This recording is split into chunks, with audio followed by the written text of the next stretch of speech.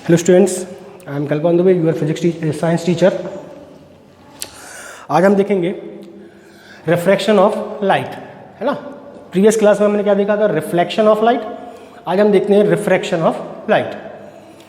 Reflection of light में क्या होता था कि जब लाइट बीम एक मीडियम से आकर किसी सरफेस पे इंक्लाइंड होकर सेम मीडियम में वापस लौट जाती थी, तो इस फिनोमेना को हम क्या बोलते थे? Reflection of light.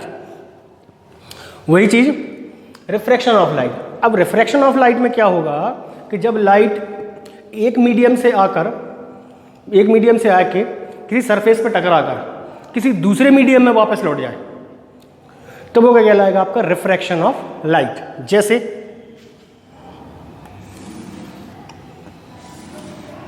सपोज हमने एक मीडियम क्या मान लिया? एयर, और दूसरा मीडियम क्या है आपका? वाटर। ठीक है, तो लाइट बीम आई, ये सरफेस से टकराई, और टकराने के बाद कहाँ चली गई आपकी? This one. ठीक है, तो ये प्रोसेस क्या कहलाएगी? आपकी रिफ्रैक्शन ऑफ लाइट। किस मीडियम से आई थी? एयर से। टकराने के बाद कहाँ चली गई? वाटर में। ठीक है, तो ये क्या होगा? एक ट्रांसपेरेंट मीडियम, मतलब यहाँ कोई पॉलिश नहीं है। जबकि रिफ्लेक्शन में क्या था? एक सरफेस पॉलिश थी। अब इस केस में, रिफ्रैक्शन के केस में, आपकी कोई भी सरफेस में पॉलिश्ड नहीं होगा। ठीक है, तो क्या होगा? सीधी एक लाइट बीम आई आपकी एयर से, रिफ्रैक्ट होने के बाद कहाँ चली गई? आपकी वाटर में।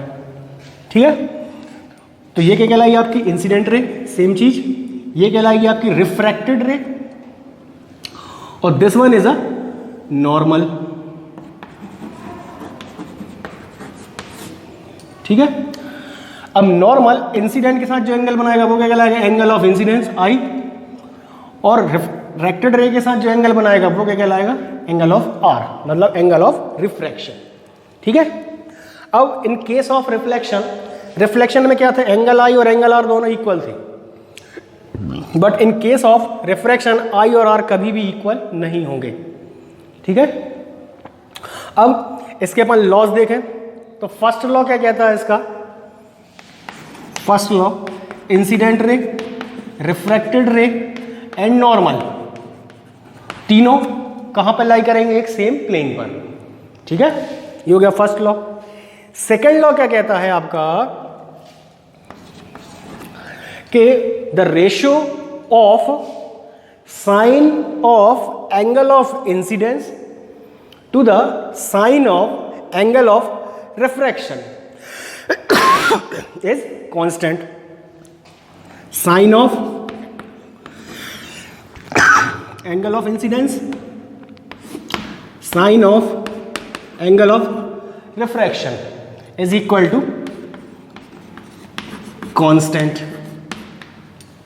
ठीक है, और ये सेकंड लॉ जो है, ये सेकंड लॉ क्या कहलाता है आपका? Snell's law. स्नेल्स लॉ, ये जो सेकंड लॉ है ऑफ रिफ्रैक्शन का, वो क्या कहलाता है? किस नाम से जाना जाता है? स्नेल्स लॉ से। तो आपका ये क्वेश्चन आ सकता है एग्जाम में कि what is the Snell's law. तो स्नेल्स लॉ में क्या लिखना है आपको? Second law of refraction. ठीक है, अब इक्वल टू कांस्टेंट, ये कांस्टेंट किसको रिप्रेजेंट करता है? रिफ्रैक्टिव इंडेक्स किसका? एक मीडियम का, किसके रिस्पेक्ट में? दूसरे मीडियम के। ठीक है, तो ये क्या है आपका?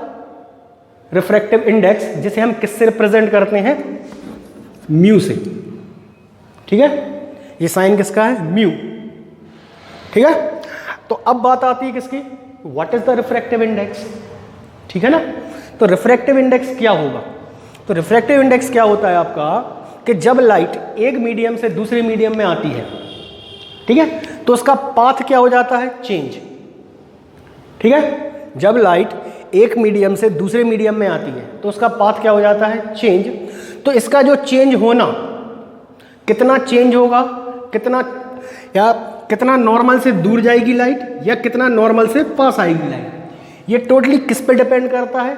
इन दोनों मीडियम का जो रिफ्रैक्टिव इंडेक्स होगा। ठीक है, तो रिफ्रैक्टिव इंडेक्स सिर्फ क्या चीज तय करता है कि इसका पाथ क्या होगा जो लाइट रिफ्रैक्ट हुई। ठीक है, तो उसको क्या बोलते हैं अपन? Refractive index. ठीक है, अब रिफ्रैक्टिव इंडेक्स कितने टाइप के होते हैं? रिफ्रैक्टिव इंडेक्स आपके 2 टाइप्स के रिफ्रैक्टिव इंडेक्स होते हैं, ठीक है। फर्स्ट क्या होगा आपका refractive index? Absolute refractive index. First absolute refractive index, ठीक है। अब एब्सोल्यूट रिफ्रैक्टिव इंडेक्स क्या कहलाएगा? The ratio of speed of light in air और vacuum to the speed of light in a medium is called the absolute refractive index. तो क्या लिखेंगे अपन? Absolute refractive index mu is equal to speed of light in air to the speed of light in medium, ठीक है। Speed of light in air या vacuum को हम किससे रिप्रेजेंट करते हैं? C से। और speed of light in medium को किससे रिप्रेजेंट कर रहे हैं अपन? V से। तो mu is equal to C upon V। This is called the absolute refractive index. मतलब एब्सोल्यूट रिफ्रैक्टिव इंडेक्स की वैल्यू क्या होगी? C upon V। क्लियर इतनी चीज? अब आता है क्या? Relative refractive index.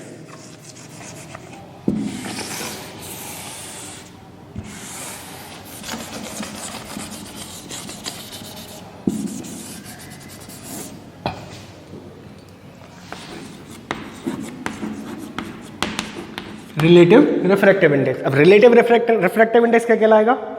कि the ratio of speed of light in one medium to the speed of light in a second medium is called the relative refractive index. Speed of light in one medium and to the speed of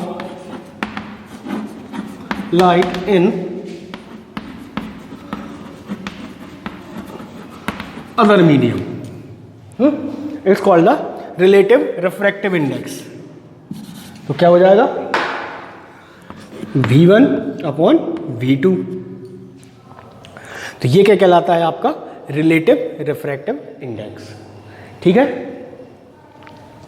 अब अपन देखते हैं refraction through the glass slab. Glass slab में किस तरीके से refraction होता है?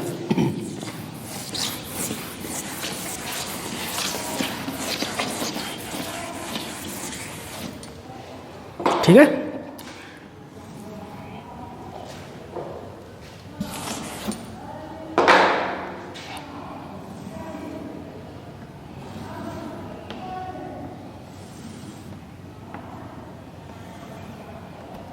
ये आपका ग्लास स्लैब बना लिया हमने। बाहर कौन सा मीडियम होगा आपका? एयर। और अंदर कौन सा मीडियम होगा आपका? ग्लास, ठीक है। और फिर क्या? एयर।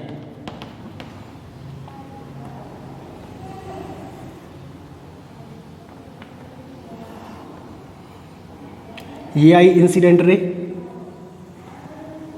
ठीक है। एयर से किस में आ रही है? सीधी ग्लास में। तो ये गई, अभी ग्लास में ही चल रही है। अब ग्लास के बाद फिर कहाँ चली गई आपकी? एयर में। ओके, इतने में कोई डाउट?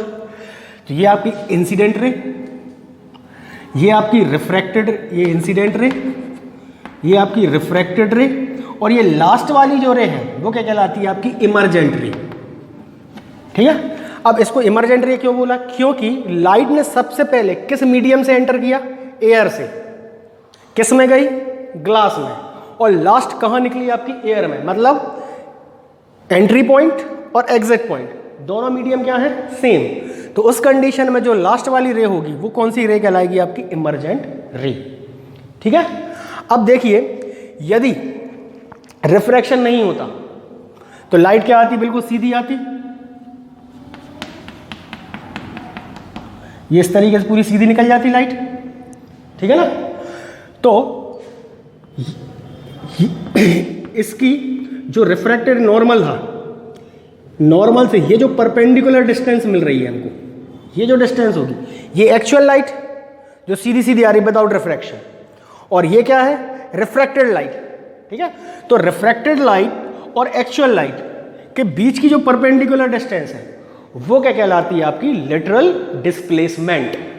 ठीक है, क्या कहलाता है ये, लेटरल डिस्प्लेसमेंट।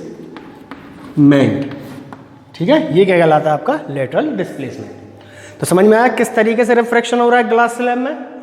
पहले लाइट रे आपकी ग्लास की सरफेस पे टकराई, ठीक है, टकराने के बाद वो रिफ्रैक्ट हुई, तो किसके अंदर चली, अभी ग्लास स्लैब के अंदर, और फिर कहाँ पे आई, लास्ट वाली सरफेस पे टकराई, टकराने के बाद अब वो कहाँ निकली, बाहर। ठीक है, जब एंटर हो रही थी तो वो क्या कहलाई, इंसिडेंस रे, जब रिफ्रैक्ट हुई तो वो रिफ्रैक्टेड रे, और आखिरी में वो रे क्या कहलाई है, आपकी इमरजेंट रे।